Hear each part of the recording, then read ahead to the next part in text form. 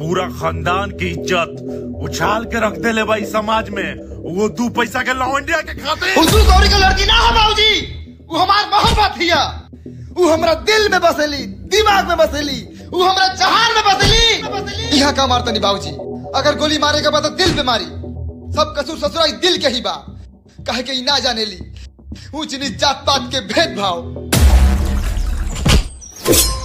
तू ही मत भूल रे सुगिया कि पांव का धूल के कभाऊ लोग चंदन ना बनाई। यही सतह पर हाथ में रह, कहे से हम लोग की इज्जत पर हम के समाज बा।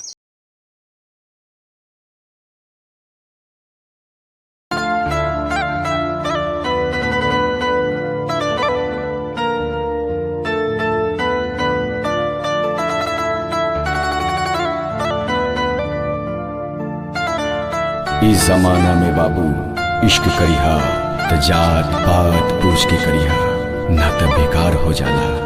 काहे कि मजहबी झगड़ा में मोहब्बत अक्सर हार जाला।